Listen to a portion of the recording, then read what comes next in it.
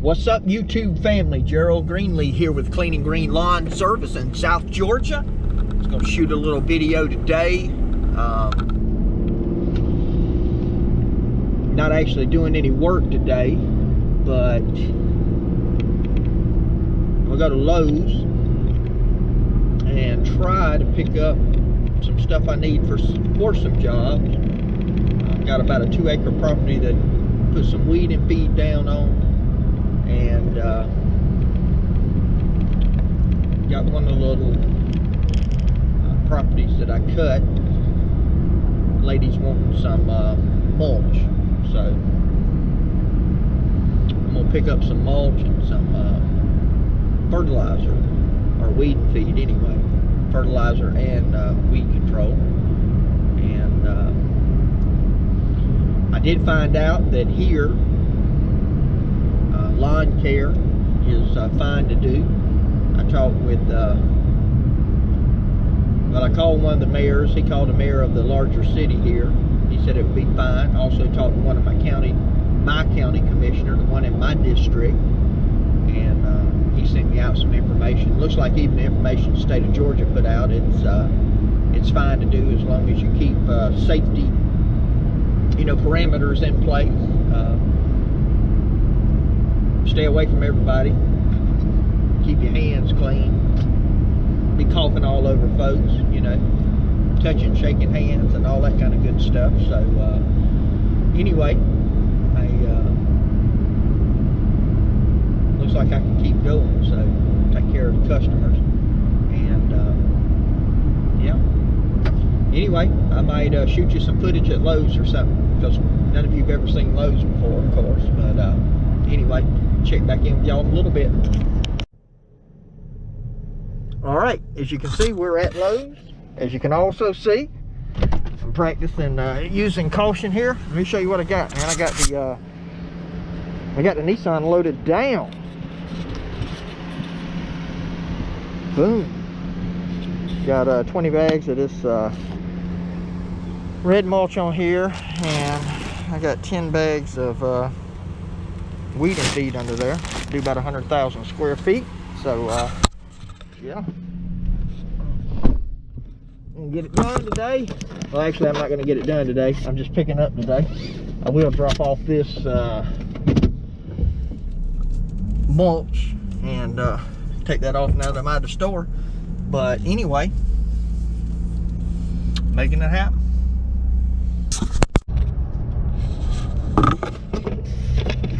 All right, I got the mulch out of the back of the truck, and all I got left back there now is the fertilizer. I dropped the mulch off at the customer's house, and that was actually just a pickup. I was just picking that up. I needed to go and get some fertilizer, and so I told her, now I'm probably going to go back to her house and do the job, but she just wanted to buy some mulch. She likes to get out there and piddle around sometimes. She's 80-something years old. I try to help her with what I can, but she's just a neat person to work for. But I dropped that off, and I gave her a price on it, basically, to pick it up, and which she always, I can tell her something is $45 and she'll give me $60. I mean, that's just the kind of person she is. And, it ends up being about regular price, honestly, when it's all said and done, because usually with all the seniors, people on fixed income like that, I do a pretty good rate for, versus somebody that is,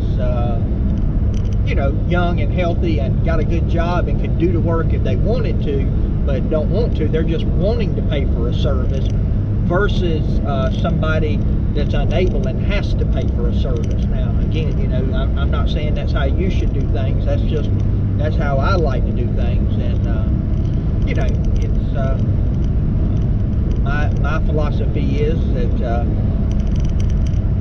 you can't outgive God, and so that's not just a philosophy of mine either. It's a biblical truth.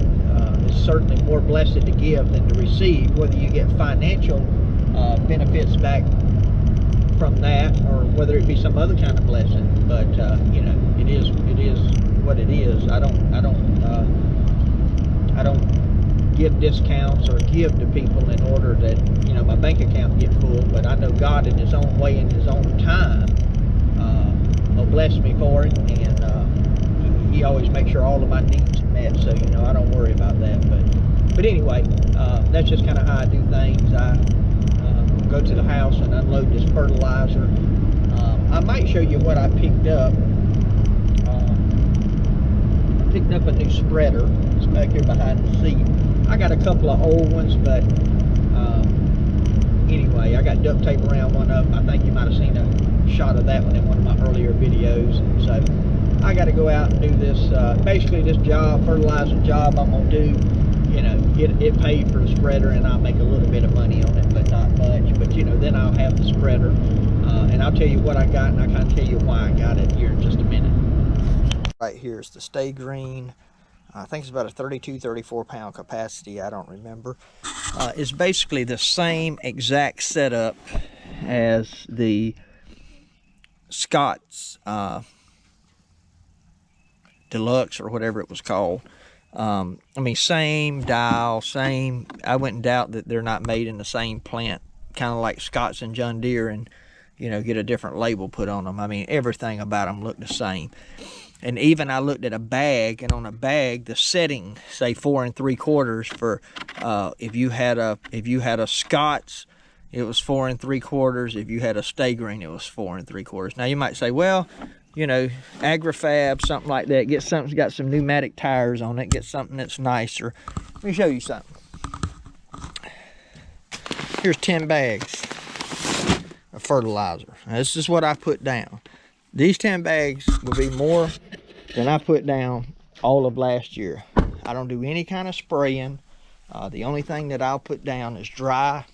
And I even tell my customers, I say, look, I'll put you down some Scott's Turf Builder, or I'll put you down some Stay Green. You know, I always get Southern because of where I live at. A lot of centipede grass and stuff. And I'll put you down that, or I'll put you down the Weed and Feed, and you can do Turf Builder, which is a little bit more, or you can do the Stay Green. And basically, that is the only thing that I put down. And it's not something that I push, because I'm not a fertilizer person. I tell people that up front. I say, listen, I'll put down what I put on my yard, you know. And I'm not professional when it comes to building your turf. I mow, trim, edge, and blow. You know, I put mulch out for you. I can put pine straw out for you. I can maintain your beds. I can trim your hedges, but I don't install plants. I don't maintain. I don't fertilize beds. I don't do any of that kind of stuff. So, you know, again, that's why I get a piece of equipment that is $50. I could have got the Scott's, which was virtually identical, other than it had an edge guard on it, for another $20. Or then you start going up into, do I want to pay $150, $250 for a spreader?